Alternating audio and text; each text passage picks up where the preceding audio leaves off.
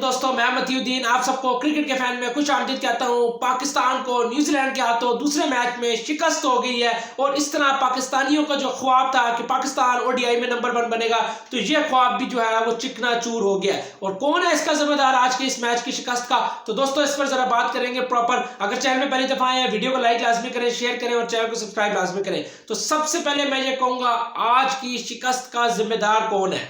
तो सबसे बड़ा जो जिम्मेदार है आज की शिकस्त का वो बाबर आजम है। जिस तरह की नेगेटिव बैटिंग की है बाबर आजम ने, ये मुझे बाबर आजम जैसे बैट्समैन से कम तवक्को नहीं थी कि जो एक बैट्समैन है जिसका पूरी दुनिया में नाम है, पाकिस्तान में जिसको किंग किंग कह के पुकारते हैं, वो इस तरह की डिफेंसिव और नेगेटिव बैटिंग करेगा, ये मैं सोच भी नहीं सकता था। और आज कहीं ना कहीं बाबर आजम ने मिसबाह उल हक की भी याद ताजा कर दी। जो मिसबाह उल हक ने पाकिस्तान की क्रिकेट के साथ किया था कि टुक टुक टुक अपने 50 किए और पाकिस्तान हार गया, तो यही काम आज मुझे बाबर आजम का नजर आया कि बाबर आजम ऊपर से आए हुए हैं, खेल ही जा रहे हैं और जनाब साहब आगा सलमान आ रहे हैं, वो हिटिंग कर रहे हैं, बाबर आजम हिटिंग नहीं कर रहे। उसामा मीर आ रहे हैं, वो हिटिंग कर रहे हैं, बाबर आजम हिटिंग नहीं कर रहे। वसीम जूनियर आ रहे हैं, वो हिटिंग कर रहे हैं, छक्का मार रहे हैं, लेकिन बाबर आजम हिटिंग नहीं कर रहे। तो फिर बाबर आजम करने क्या गए थे? तो अब भी इस बात पर भी मैं तनकीद ना करूं तो ये तो मेरी ज्यादती होगी। मैंने हमेशा क्रिकेट के फैन पर बाबर आजम को पूरी तरह सपोर्ट किया है और मैं आगे भी सपोर्ट करूंगा, लेकिन इस चीज को मैं सपोर्ट नहीं कर सकता, नेगेटिव बैटिंग को।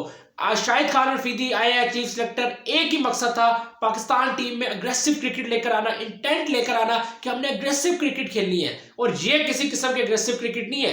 अगर फखर इमाम ऊपर से आउट हो गए, रिजवान आउट हो गए, हारिस सुहेल आउट हो गए, ठीक है, लेकिन जिस टाइम जो सिचुएशन आ गई थी उस सिचुएशन पे ये काम नहीं बनता था कि नीचे से आके जो है वो वसीम जूनियर हिटिंग करे या जो है वो उसामा मीर हिटिंग करे और बाबर आजम एक एंड से खड़े रहे। वहां पर बाबर को जिम्मेदारी लेनी चाहिए थी और बाबर आजम कहते आप अब जो है वो रुको, मैं हिटिंग करूंगा, ज्यादा से ज्यादा मैं ट्राई करूंगा। बाबर आजम वहां पर सेट बैट्समैन थे, 100+ गेंदें खेल चुके थे। तो उस मौके पर ये इंटेंट मुझे तो समझ लगा। अगर दोस्तों आप में से किसी को समझ लगा, आप लोग जरूर कमेंट्स में बताइएगा। और आज के शिकस्त का जिम्मेदार मेरे हिसाब से पूरी तरह मैं बाबर आजम को करार दूंगा।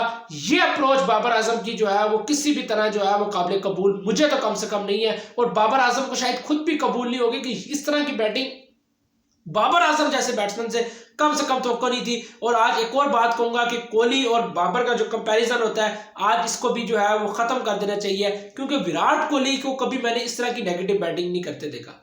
विराट कोहली हमेशा टीम के लिए खेले और आखिर तक जान लड़ाई है कि मैंने जीतना है। सेल्फिश इनिंग्स कभी मैंने विराट कोहली की मुझे नहीं याद पड़ता क्योंकि विराट कोहली ने कोई सेल्फिश इनिंग्स खेली हो। और चेज मास्टर तो वैसे विराट कोहली को करार दिया जाता है। बाबर आजम भी बहुत बड़े बैट्समैन है, बाबर आजम ने बहुत कुछ किया है, लेकिन आज की इस इनिंग्स पर तो मैं किसी किस्म बाबर आजम को सपोर्ट नहीं करूंगा। ये मुझे जो लगी है सेल्फिश इनिंग्स लगी है बाबर की। अगर दोस्तों आप में से किसी को लगी है तो आप लोग कमेंट सेक्शन में लाजमी बता सकते हैं। और ये भी मैं ये कहूंगा कि विराट कोहली 73 हंड्रेड्स लगा चुका है और वो बहुत ऊपर लेवल पे चले गए विराट कोहली। और बाबर का इससे मुवाजना भी करना जो है वो ये ज्यादती है कि बाबर आजम अभी ऊपर जा रहे हैं और परफॉर्म कर रहे हैं, लेकिन इस तरह की इनिंग्स खेल के अगर अपनी एवरेज सेट करनी है तो ये कोई फायदा नहीं है। बाबर आजम जो है वो बड़े बैट्समैन है, बड़े हंड्रेड्स कर रहे हैं, विनिंग कॉज में भी रनिंग हंड्रेड्स किए हैं। ये नहीं कि बाबर आजम ने सिर्फ और सिर्फ, हालांकि बाबर आजम की ज्यादातर जो रन है वो विनिंग कॉज में है, लेकिन इस तरह की इनिंग्स आइंदा मैं नहीं चाहता कि बाबर आजम बेशक 0 पर आउट हो जाए, लेकिन ये इनिंग्स ना खेले कि जो सेल्फिश इनिंग्स हो,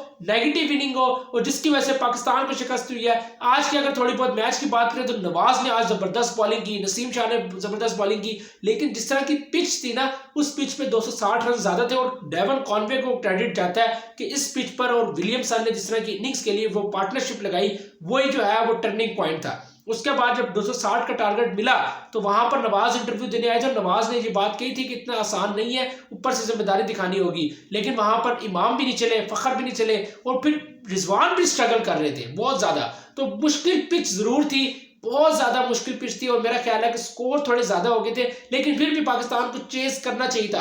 आगा सलमान ने मुझे जरूर इंप्रेस किया, उनके इंटेंट ने इंप्रेस किया।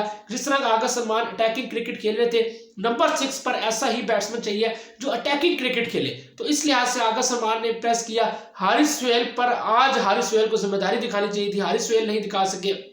तो ओवरऑल अब जो है डू और डाई होगा, यानी कि थर्ड मैच। लेकिन जो ख्वाब था पाकिस्तान की का नंबर 1 बनने का, तो वो ख्वाब जो है वो अब रह गया और पाकिस्तान ओडीआई में अब नंबर 1 नहीं बन सकेगा। तो दोस्तों मैंने कहा जरा आज इस पर बात करूं और कोशिश करूंगा आगे जो है वो प्रॉपर शोज करूं और प्रॉपर जो है वो हर टीम पर जो है प्रॉपर जो है वो एनालिसिस करूं मैच पर बकायदा, और एक एक चीज आपके साथ जो है वो करूं और कोशिश करूं दोस्तों कि एक शो तैयार करूं जिस शो में जो है वो डेली बेस पर जो है वो रोजाना शो हो और जिसमें जो है वो आप लोगों के साथ भी लाइव आऊं और आप लोगों के जो क्वेश्चन आंसर्स हैं वो भी लूं क्रिकेट के फैन पर।